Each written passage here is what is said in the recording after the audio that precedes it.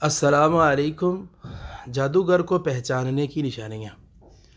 جادوگر مریض سے اس کا اور اس کی ماں کا نام پوچھتا ہے۔ جادوگر مریض کے کپڑوں میں سے کوئی کپڑا مثلاً قمیص، ٹوپی، رومال وغیرہ منگواتا ہے، کیونکہ قمیص کے ساتھ اس کا پسینہ لگا ہوا ہوتا ہے اور وہ پسینے والی قمیص پہ جادو کر دیتا ہے۔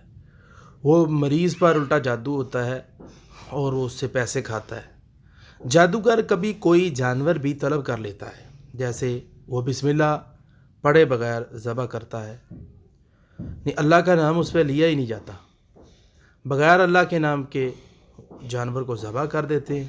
اور ذبح کرنے کے بعد پھر کیا ہوتا ہے، پھر اس خون کا مریض کے جسم پر ملتا ہے، پھر اس کا خون مریض کے جسم پر ملتا ہے اور پھر اسے غیر آباد جگہ پر پھینک دیتا ہے۔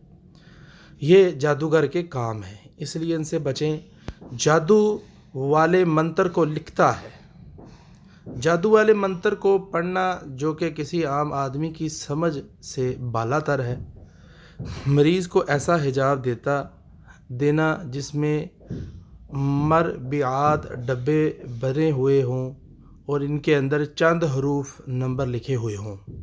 مریض کو یہ حکم دیتا ہے کہ وہ لوگوں سے الگ تھلگ ہو کر ایک معینہ مدت کے لیے کسی ایسے کمرے میں چلا جائے جہاں سورج کی روشنی نہ پہنچتی ہو۔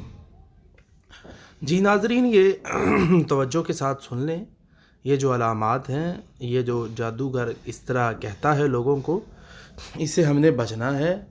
یہ درست چیزیں نہیں ہیں اور یہ خطرناک معاملات ہیں، تو اس لیے ہم سب نے اس سے بچنا ہے۔ اور جادوگر کی جو بھی باتیں ہیں اس طرح کی کوئی کرے تو فوراً سے وہاں سے چلے جائیں اور ان کو کوئی چیز نہ دیں اور نہ ان سے بات چیت کریں، بلکہ اس کو چھوڑ دیں اور آیت الکرسی پڑھیں اور وہاں سے چلے جائیں۔ اگر آپ کو پتہ چل جائے کہ یہ جو شخص ہے یہ اس طرح کا آدمی ہے، اس کے پاس یہ کام ہے، تو آپ اس کے پاس قطعاً نہ بیٹھیں، کیونکہ وہ آپ پہ جادو کرے گا، آپ کو پریشان کرے گا، مرض سے اس کو شفا نہیں ملے گی، تو وہ تندرست نہیں ہوگا، بلکہ پریشانی اس پہ رہے گی۔ مریض سے کبھی اس بات کا مطالبہ کرنا کہ وہ ایک معینہ مدت کے لیے، جو کہ عموماً 40 دن ہوتی ہے، پانی کو ہاتھ نہ لگائے۔ یہ علامت اس بات کی دلیل ہوتی ہے کہ یہ جادوگر جس جن سے خدمت دیتا ہے وہ عیسائی ہے۔ تو دیکھیں یہ کتنی خطرناک علامت ہے اور کیسے کیسے جنات سے کام لیا جا رہا ہے، اور کام لے کر تو انسان کے خلاف اس کو چلاتا ہے اور پیسے لیتا ہے، اور پیسے لینے کے بعد یہ سارے کام ہوتے ہیں، اور اس کے ساتھ شرط شرائط 40 مدت کے لیے پانی کو ہاتھ نہ لگائے۔ جب انسان نے پانی کو ہاتھ نہیں لگانا تو وضو نہیں کرنا، نماز نہیں پڑھنی، وہ بھی پلید۔ اور عیسائی جن وہ تو پہلے ہی چاہتے ہیں کہ یہ وضو نہ ہی کریں۔ تو اس لیے ان لوگوں سے بچیں، ان کی شرائطوں سے بچیں اور ان کے ہتھ کنڈوں سے نکلیں، یہ اچھی علامات نہیں ہیں۔ اور انسان کی فجر، ظہر، عصر، مغرب، عشاء، تہجد کوئی نماز بھی وہ نہیں پڑھ سکتا۔ 40 دن کی مدت، معینہ مدت جو ہے، یہ بہت بڑی مدت۔ جو بندہ یہ کہے کہ ایک دن آپ نے پانی کو ہاتھ نہیں لگانا، تو ایسے بندے کے پاس بھی نہیں جانا، کیونکہ ایک دن بھی اگر ہم پانی کو ہاتھ نہیں لگاتے تو ہم وضو نہیں کرتے تو اللہ کی بارگاہ میں نہیں جاتے، تو ہم تندرست کیسے ہو سکتے ہیں؟ صحت ہمیشہ اللہ کی بارگاہ سے ہی ملے گی۔ تو ایک صحابی نے آ کر اللہ کے نبی صلی اللہ علیہ وسلم سے کہا، اللہ کے رسول میرے پیٹ میں درد ہوتی ہے، تو رسول کائنات صلی اللہ علیہ وسلم نے فرمایا 2 رکعت ادا کر، تیرے پیٹ میں سے درد ختم ہو جائے گا۔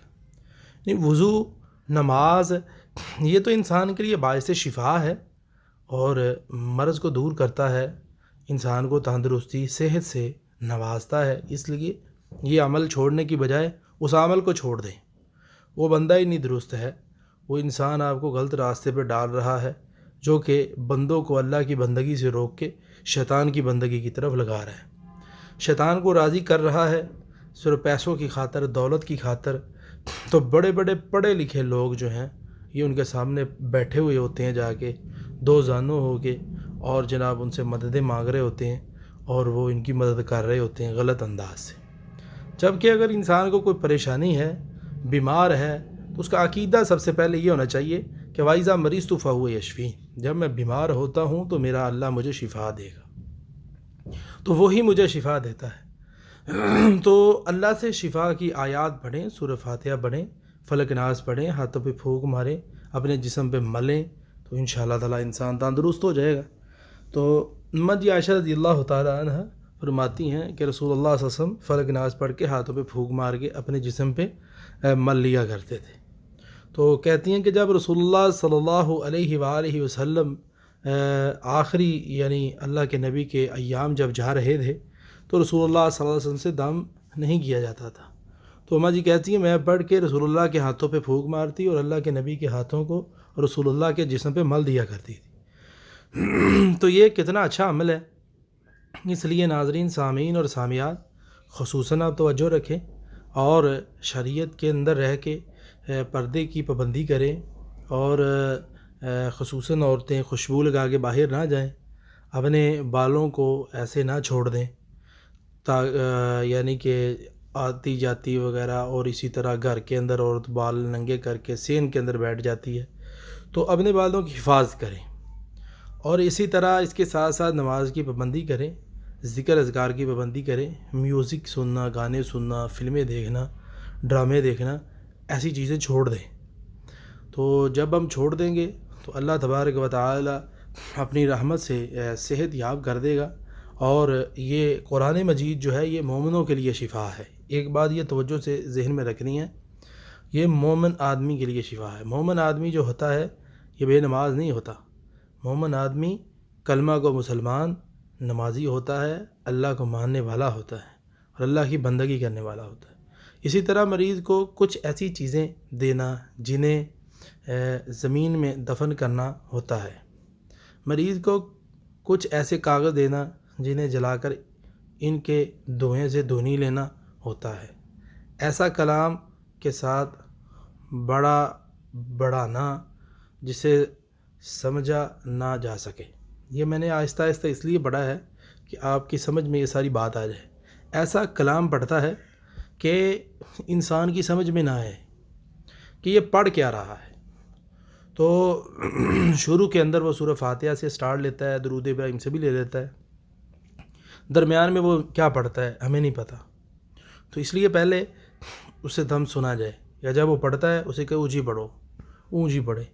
یہ غور کریں گے قرآن پڑھتا ہے یا دعائیں پڑھتا ہے یا کچھ اور پڑھتا ہے. ایسا کلام جو شرکیہ کلام ہے، ایسا کلام جو غلط کلام ہے، یعنی کہ شیاطین سے مدد مانگی جاتی ہے، تو ایسے بندے سے فوراً بچیں.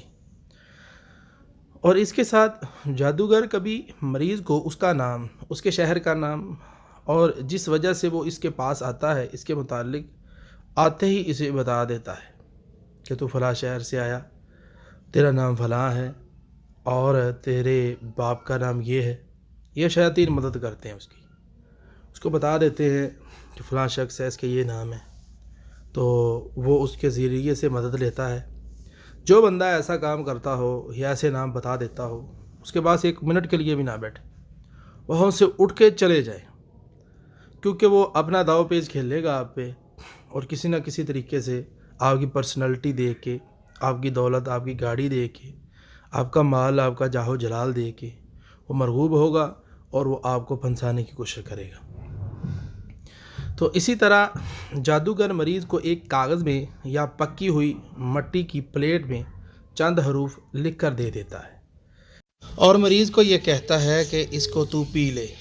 تو یعنی پانی میں اسے ڈبو کے اور اس کو تو نے پینا ہے، تو اس سے تو صحت یاب ہو جائے گا. ایسے شخص سے بچنا چاہیے، لازمی طور پہ بچنا چاہیے، حساس رہنا چاہیے، اور ہر وقت اللہ سے دعا بھی کرنی چاہیے کہ یا اللہ مجھے صحیح عامل کی طرف میری رہنمائی فرما دے تاکہ میں اسے علاج کرواؤں. دعا جو ہے یہ بہت ہی شاندار چیز ہے، اور دعا یہ کرنی چاہیے کہ اللہ ایسے عامل کا سامنا کروا جو قرآن و حدیث سے علاج کرتا ہو، تاکہ میں قرآن و حدیث سے روشنی حاصل کروں.